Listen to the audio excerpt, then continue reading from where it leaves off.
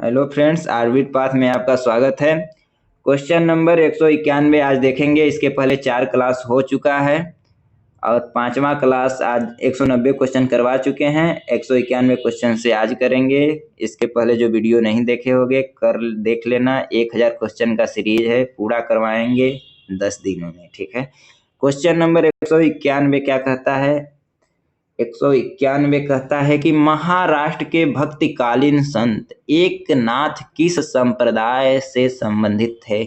तो किस संप्रदाय से संबंधित थे? तो धरकरी संप्रदाय। कौन संप्रदाय है भैया?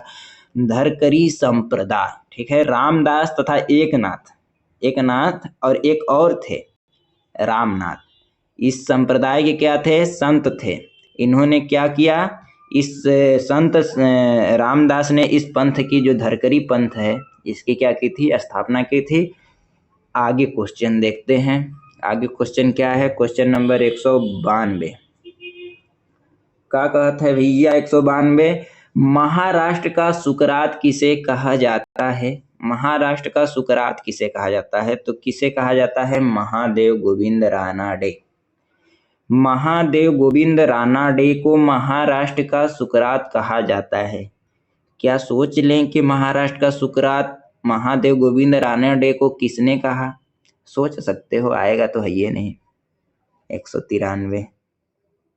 ठीक है। 193 क्या है? 193 कह दिया कि सुमेलित करो। और कौन असुमेलित है? क्वेश्चन बोल रहा है कि कौन असुमेलित है। ठीक है।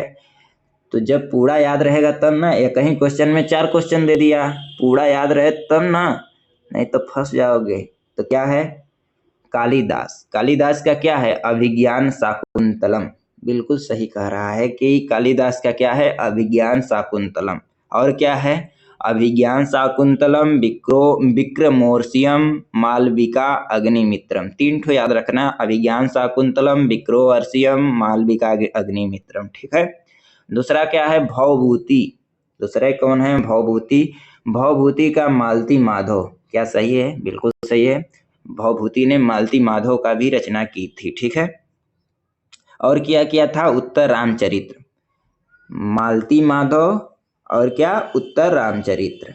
आगे क्वेश्चन क्या है कि भारवी ने काव्यादर्श की रचना की थी। बिल्कुल गलत है। काव्यादर्श की रचना कौन किया था? पता नहीं। भारवी ने नहीं किया था। ठीक है। अगला क्वेश्चन, अगला क्या है? डी, बुद्ध घोष विशुद्धि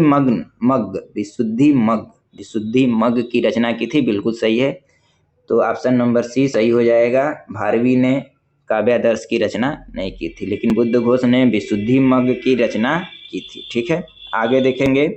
आगे क्या है? आगे 194 क्वेश्चन है जो देखेंगे। क्या है? निम्नलिखित में से कौन सी संस्कृत रचना कृष्णदेव राय की नहीं है? कौन नहीं है? तो जो संस्कृत में रचना कृष्णदेव राय ने किया था, वो चारों में से कौन नहीं है? एक, बाकी 3 तो है, एक नहीं है। तो एक कौन नहीं है? ऑप्शन नंबर सी, वसुचरित्र नहीं है। बाकी जामवंती, कल्याणम, उषा परिणय, मालदास का है मदालसा चरित्र। ठीक है। ये तीनों है, लेकिन वसुचरित्र नहीं है भैया, नहीं है। 195 क्या है?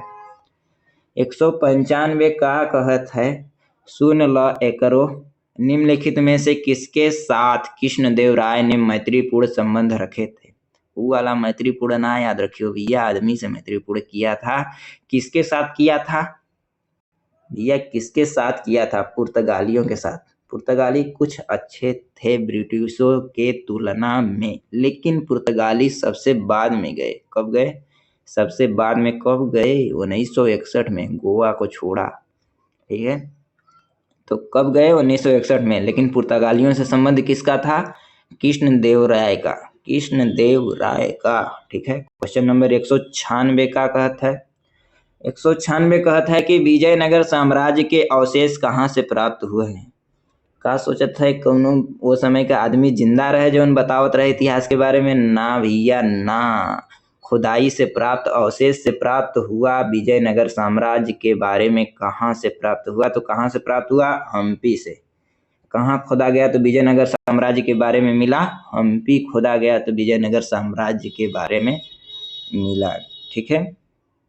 किसने खोजा था? मैकेंजी ने खोजा था। कब? 1800 ईस्वी में। आगे क्वेश्चन देखेंगे 197। 197 कहाँ है? 197 तो हमें समझी में नहीं आवत है, क्या करें, लेकिन पढ़ लेते हैं। अशोक के सारनाथ सिंह शीर्ष स्तंभ के फलक पर प्रदर्शित पशुओं का सही क्रम क्या है? जो अशोक ने सारनाथ में शीर्ष स्तंभ बनवाया था, उसके फलक पर, जो फलक है सामने वाला चित्र, उस पे जो प्रदर्शित पशु हैं उसका सही क्रम क्या है? क्या है? हाथी है पहले, फिर अश्व है, वृष है, फिर सिंह है। तो इतना याद रखो कौन कौन जानवर थे। हाथी, अश्व, वृष, सिंह। हाथी, अश्व, वृष, सिंह। हाथी, अश्व, वृष, सिंह, याद रखियो। ठीक है, ये सही क्रम है। Question number 198।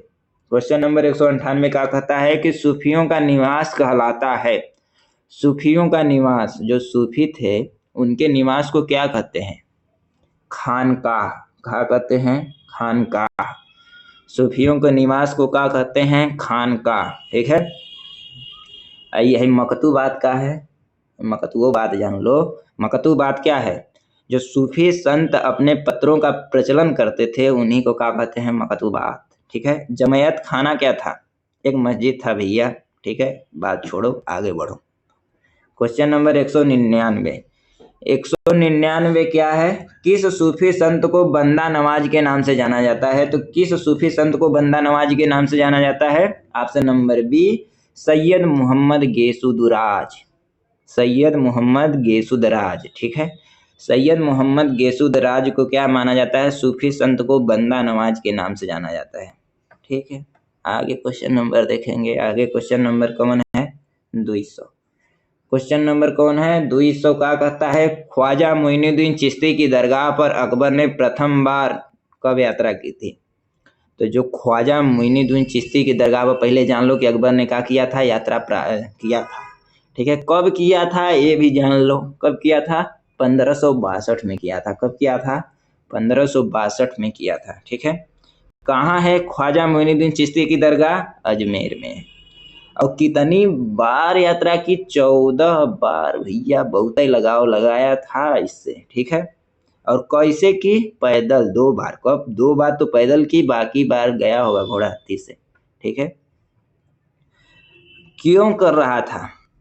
क्यों कर रहा था? क्योंकि ख्वाजा मोइनुद्दीन चिश्ती की दरगाह पर उसने पुत्र की जो अनुशंसा की थी, उसके अनुशंसा पर 1559 में सलीम ने जन्म लिया था। सलीम ने जन्म लिया था। ठीक है। ठीक है। आगे क्या? आगे क्या? आगे कल, बाकी कल देखेंगे। आज बस 200 तक क्वेश्चन है। अगर वीडियो आपको अच्छा लगे तो पूरा वीडियो देखना। ठीक है। बाकी धन्यवाद। आगे कल मिलते हैं।